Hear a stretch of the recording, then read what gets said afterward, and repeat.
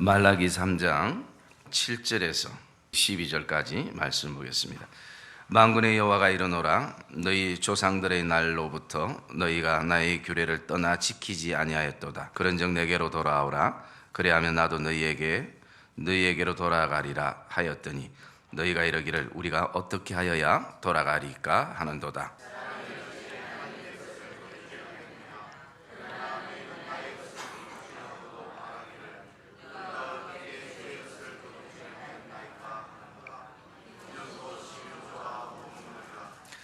너희 곧 온 나라가 나의 것을 도둑질하였으므로 너희가 저주를 받느니라.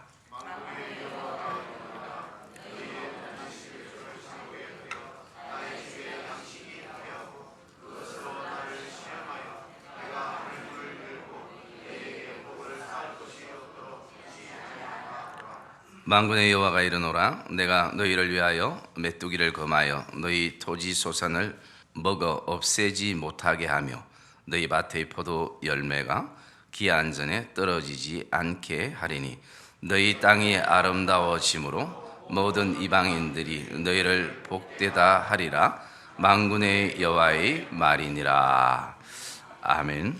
우리가 어제부터 이 하나님이 사랑하는 이스라엘 백성들 안에 왜 하나님은 예배 회복을 원하시고 하나님은 생명과 평강의 언약의 백성이라는 것을 다시 한번 믿음의 확신을 가지며 살게 하시는가, 하나님이 왜 그것을 요구하시는가 라는 부분에 대해서 묵상을 하고 있습니다. 그러면서 그 반대적으로 왜 이스라엘 백성들이 그들의 현실적인 삶 가운데 예배가 자꾸 흔들리고 언약의 백성의 그 마음이 흔들리는가? 그 첫째 이유는요, 그들이 이해할 수 없는 하나님의 인도하심과 계획하심 때문에 나름대로 마음에 상처가 되고 그리고 의심이 되고 그리고 나아가서 불신이 그 안에 자리하기 시작했던 현실적인 이스라엘 백성들 안에 영적인 문제를 우리가 바라봤습니다.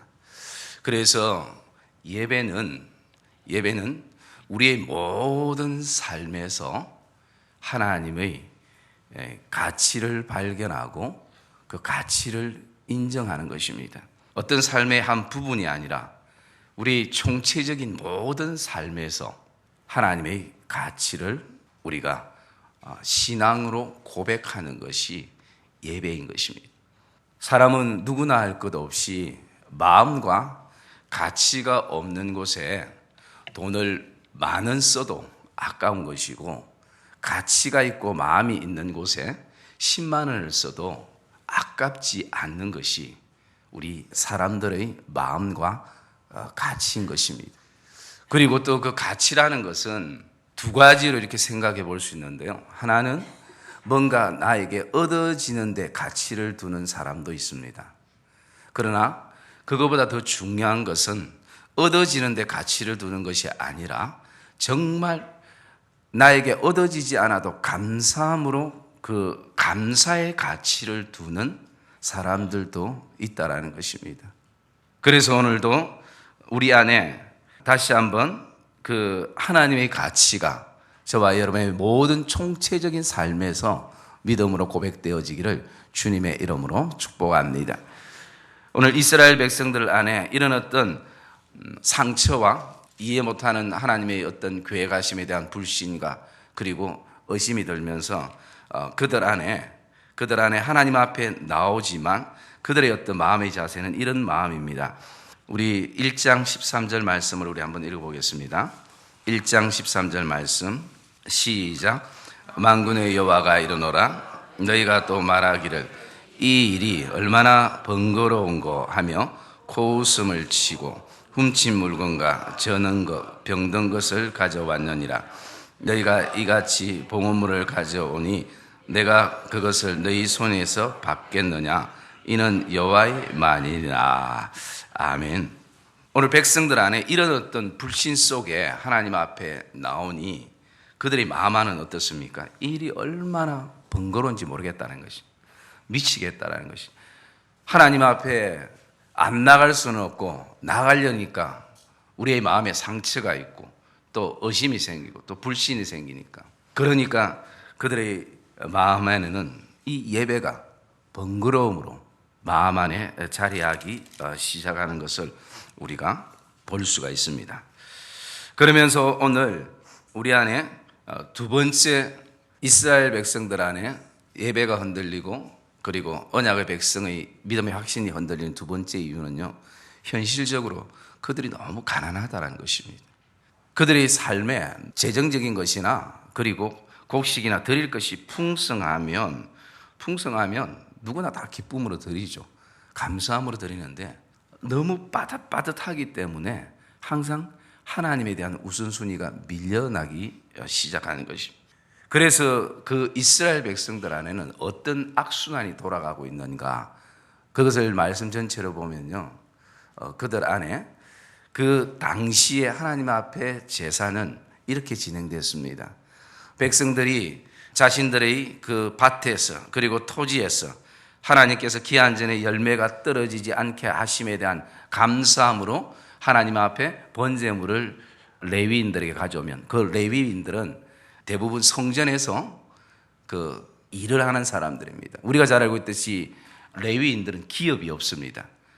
그렇기 때문에 백성들이 드리는 11조를 가지고 그들이 생활을 했었습니다. 그 당시에.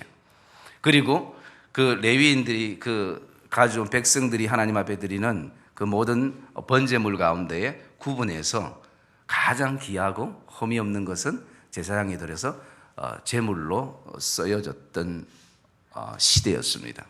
그런데 백성들 안에 이 불신과 여러 가지 마음으로부터 드려지고 또 가난함으로부터 드려질 때에 그냥 대충 드려지게 되는 것이, 그런 가운데 레위인도 그것을 바라보면서 자신들이 좋은 것을 취하고 흠이 있고 저는 것, 좋지 않는 것을 다시 제물로 드리게 됩니다. 제사장도 그것을 자신이 더 좋은 것을 취하고 그리고 나머지를 드리게 됩니다. 여러분, 이런 가난이 계속 이 악순환이 되어졌던 시간들의 모습을 보게 되어집니다. 그래서 먼저 하나님께서는 이 모습을 바라보시면서 제일 처음에 하나님이 먼저 회개하고 돌아오기를 원했던 사람들이 누구였냐면 제사장과 레위인들이었습니다. 우리 그 말씀을 한번 볼까요? 1장 6절 말씀 우리 한번 읽읍시다. 말라기서 1장 6절 말씀 읽겠습니다. 시작.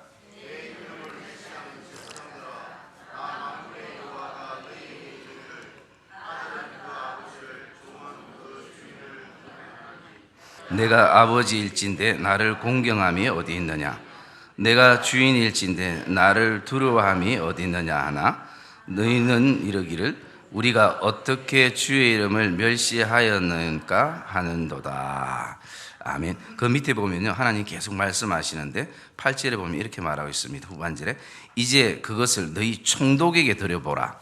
그가 너희를 기뻐하겠으며 너희를 받아주겠느냐라고 말하는 것이, 백성들의 타락은 지도자의 타락에서부터 시작된 것입니다. 백성들의 타락은 성전을 가장 그런 가운데서 기쁨으로 섬겨야 될 제사장들과 레위인들의 그 타락에서부터 시작이 됐습니다. 하나님께서 그 마음이 얼마나 아프시면 10절에 보면 이렇게 말하고 있습니다. 너희 중에 성전문을 닫을 자가 있었으면 좋겠도다. 너희 중에 성전문을 차라리 닫을 수 있는 자가 있었으면 좋겠도다 라고 말씀을 하고 있습니다. 그런데 11절부터 말씀은 나는 너희 이스라엘 백성들을 버리고 이방 민족을 택해서 내 이름을 크게 할 수 있는 분이라는 것입니다. 다른 사람들을 택해서 내 교회를 세우고 내 이름을 드러내기에 나는 충분한 분이다 라는 것을 말씀을 하는 것을 우리가 보게 되어집니다. 그래서 우리가 한번 읽어봐야 될 말씀이요, 3장 3절 말씀 한번 읽어보겠습니다. 3장으로 와서 3장 3절 말씀 읽겠습니다. 시작.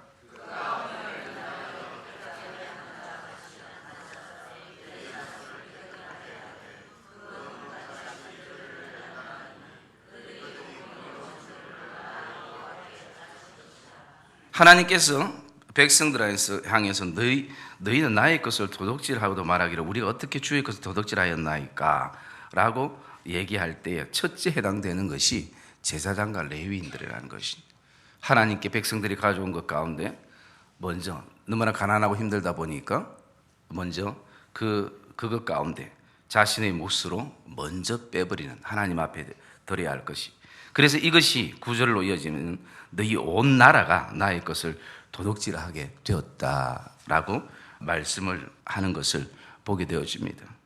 그러면 우리가 하나님 앞에 드리고 안 드리고를 떠나서 먼저 좀 생각해 봐야 될 것이 하나가 있는데요.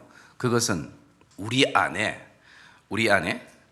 하나님은 우리의 형편과 처지와 내 모든 것을 아신다라는 것을 우리는 알고 있고 또 믿고 있습니다.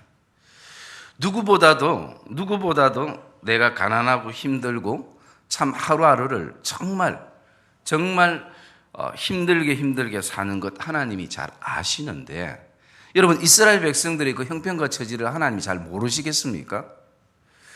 누구보다도 잘 아시는 분이시요.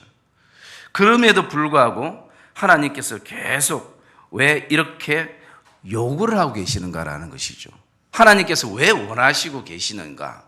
우리가 저번에 말씀드렸지, 하나님은 절대 돈이 필요하신 분이 아니라고 말씀을 드렸습니다. 그래서 우리가 하나님을 이해관계나 물질적인 관계로 바라보면 그 우리의 사고는 잘못된 부분들입니다.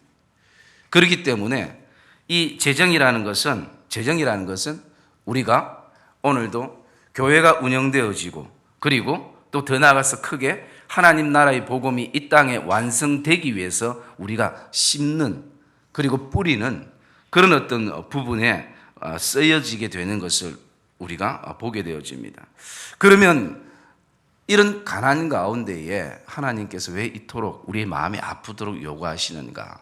그것은요, 이유가 두 가지가 있는데요. 그 첫째 이유는 뭐냐면 하나님을 통하여 물질을 보라라는 것입니다. 여러분 기억하시기를 주의 이름으로 축복합니다.